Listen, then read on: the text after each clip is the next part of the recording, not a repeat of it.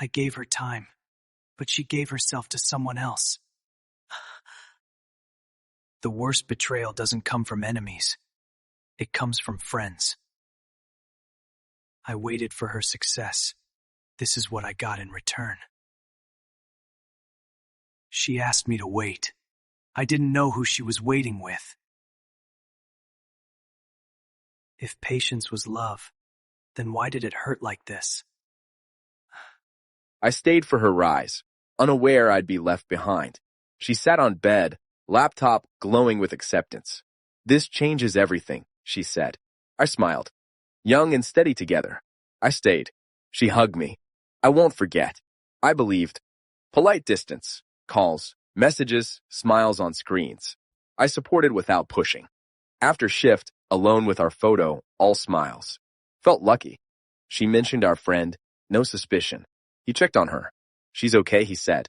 I thanked him. Calls shortened over months. Trusted them both. Believed in our future. Trust quietly shifts hands.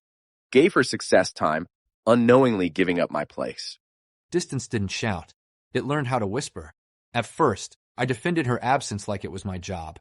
She's busy. She's tired. She's building her future. I repeated those lines so often they stopped sounding like excuses and started feeling like rules I wasn't allowed to question.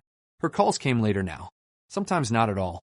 When she did call, there was always noise behind her.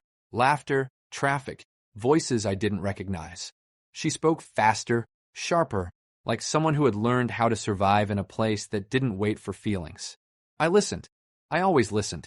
I stopped talking about my days because they felt too small. My life had become routines. Work, home, waiting. I didn't want her to feel guilty for flying while I stayed grounded. One night, I asked casually, "Are you happy?" There was a pause. Not long. Just noticeable. "I think so," she said. "I'm just exhausted." That pause stayed with me longer than her words. She started saying we less. Started saying I'm more. "I have meetings. I'm out tonight. I'll text you later." Later became tomorrow. Tomorrow became silence. And then there was my friend. He began appearing in her stories. Not directly, never obvious. A familiar laugh in the background. A reflection in glass. A name mentioned casually. "He helped me fix something," she said once. "He knows people here." I told myself it was normal. I told myself I trusted them both. Trust is strange like that. It convinces you that noticing something means you're imagining it. One evening, after 3 missed calls, she finally texted, "Sorry. Long day. Talk soon." No heart emoji. No explanation. I stared at my phone until the screen dimmed. That night, I dreamed of a bridge stretching between 2 cities. I stood on one side, calling her name. She was already on the other, waving, not to say goodbye, but like she didn't expect me to cross. When I woke up, my chest felt heavy. Not broken, just tired. I realized something I hadn't admitted before. I wasn't waiting anymore. I was being postponed. Distance didn't separate us. It replaced me. Some voices don't change. Your place in them does. I noticed it during a normal call. Her voice was warm, just not for me. She laughed easily, like the world around her had softened. I waited for that laugh to reach me, but it never did. It stayed somewhere else, somewhere crowded, somewhere I wasn't standing. "Who's there?" I asked lightly. "Casual. Safe. Just people from work," she replied too quickly. Quick answers always arrive before honesty can. She talked about events I wasn't invited to, stories where I was only an audience. I nodded, murmured approval, played the role of the understanding man who didn't want to become a burden. Inside, something shifted. I stopped asking questions. Not because I didn't care, but because every answer reminded me I was no longer part of the scene. My friend's name came up again, this time without context. Oh, he was there too. There was no reason to mention it. That's why it mattered. Silence grew between us. Not awkward, not loud, just permanent. The kind of silence that replaces connection with updates. That night, I stood in front of the mirror longer than usual. Same face, same body, different weight in my chest. I wondered when I had become someone easy to leave on hold. Then came the message that didn't hurt, because it confirmed everything. "You've changed." I almost smiled, because I finally had. I wasn't losing her. I was finding myself without her. Distance doesn't hurt when you stop running after what's walking away. I didn't reply immediately. Not to her message. Not to her missed call. Not even to the part of myself that still wanted to explain. For the first time, silence felt powerful. I used to think love meant availability, being there no matter what. But standing in my quiet room that evening, I realized something uncomfortable. I was always present. She was only present when it suited her. I replayed old moments in my head, times I adjusted plans, swallowed words, ignored instincts. Not because I was weak, but because I believed patience would earn loyalty. It didn't. Her next message came late at night. Why are you being distant? I read it twice. Distant. That word hurt less than it should have. Because distance wasn't what I created, it was what I finally accepted. I didn't argue, didn't accuse, didn't explain. I typed one line, slowly. I'm just respecting what you've already chosen. No anger, no drama, just truth. I put the phone face down and stepped outside. The city air felt colder, sharper, like it was waking me up instead of comforting me. That's when it hit me. I wasn't losing her attention. I was reclaiming my self-respect. I didn't walk away. I stopped standing where I wasn't valued. When I stopped explaining myself, she finally started wondering who I was becoming. Days passed. No calls. No long messages. No emotional paragraphs from me trying to fix what I didn't break. And something strange happened. Life didn't collapse. I woke up early. Went to work on time. Started spending evenings alone. Not lonely, just uninterrupted. I noticed how much energy I used to waste waiting for replies, reading between lines, decoding moods that were never mine to manage. Without that noise, my mind felt sharper. One evening, I ran into mutual friends. Her name came up, casually. She was asking about you, one of them said. Like a lot. I didn't react, because I already knew why. I had disappeared from the role she assigned me. The patient one, the understanding one, the man who would always be there. People don't miss you when you're present. They miss you when you stop being predictable.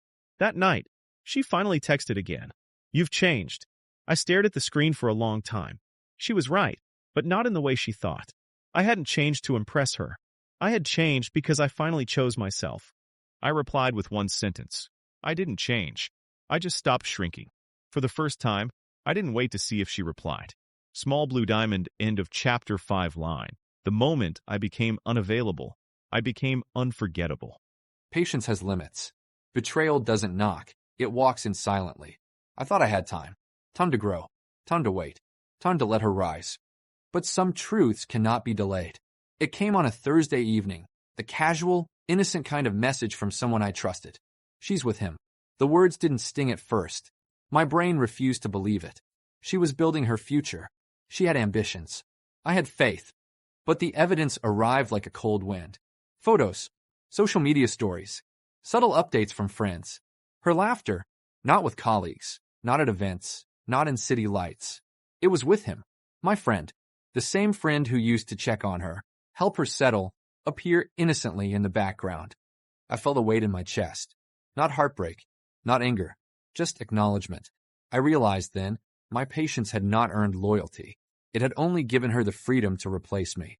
I could feel every day I waited, every call I answered, every sacrifice I made, evaporating into thin air.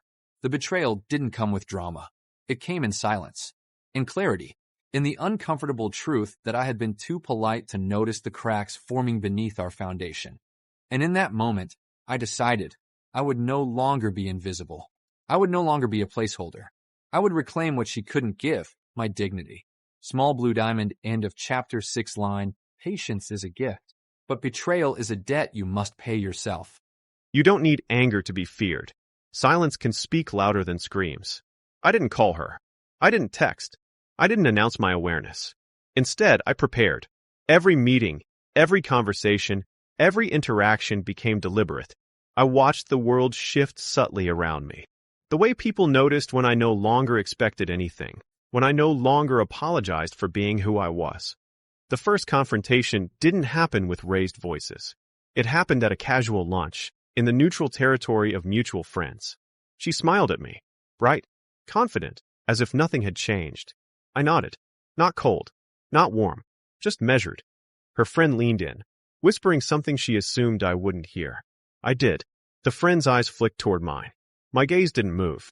In that moment, I understood something crucial. Awareness is power. Later, in private, she tried to explain. Her excuses were soft, practiced, rehearsed. I listened, nodded, waited, and then I said one sentence. I understand now. I will take care of myself from here. Nothing else. No questions. No begging. No guilt. Her expression faltered for the first time. I didn't smile. I didn't gloat. I walked away. But the shift was complete. I had taken control, quietly, subtly, undeniably. She realized it without me needing to tell her. The balance of power had changed, and I didn't need to raise my voice to prove it. Small blue diamond, end of chapter 7 line, control isn't shouted. It's understood. When the truth comes out, you don't run from it. You decide who deserves to stand near you. The truth didn't explode. It leaked. A message here, a pause there, a silence that lingered too long in group conversations. I noticed how people started looking at me differently. Not with pity, not with curiosity, but with quiet understanding. They knew something had shifted. They just didn't know how deep it went. She noticed it too. Her texts changed tone. Shorter, careful, almost afraid. One evening, she finally asked to meet. Not to explain, not to apologize, to check where she stood. We met in a place that once felt safe. Dim cafe lights, rain streaking the windows, the same table we used to share dreams at. She spoke first. People are talking. I looked at her calmly. So am I replied. That was when she realized something terrifying. I wasn't trying to expose her. I had already escaped her influence. She tried to pull me back with memories. Old laughs, old promises, even regret, or something close enough to look like it. I listened. Then I said the words that closed the door forever. You're afraid of the truth because it ends your control. I'm calm because it ended mine. She reached for my hand. I gently moved it away. Outside, the rain had stopped. The city lights reflected clearly on the wet road.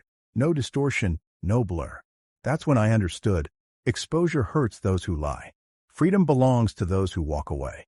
I chose escape, not from the truth, from her. Small blue diamond, end of chapter 8 line. I didn't expose her to the world. I removed her from mine. I didn't announce my change. The world noticed it on its own. The first sign was silence. People who used to talk around me now waited for my response.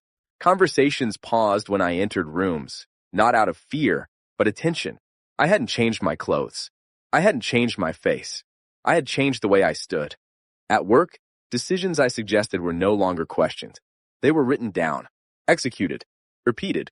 Even my friend, the one who betrayed me, couldn't meet my eyes anymore.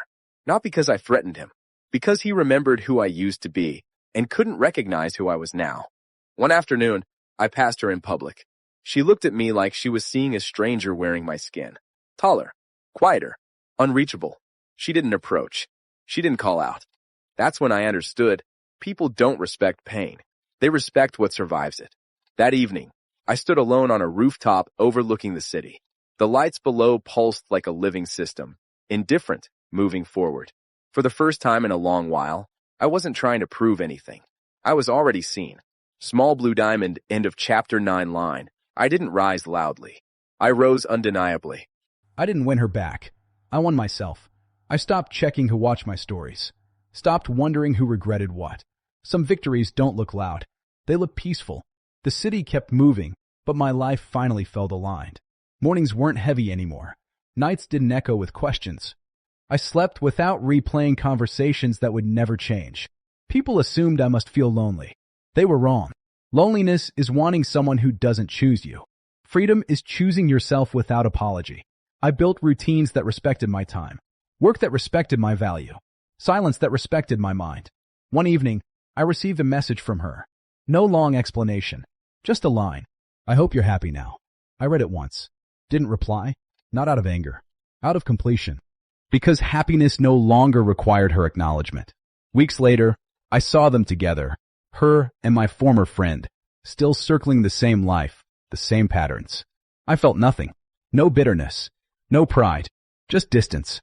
And distance, I learned, can be kind. I walked past them into a future that didn't need revenge to feel fair. Some endings don't close doors. They open windows you didn't know existed. Small blue diamond, end of story line. I didn't get closure from them. I became closure.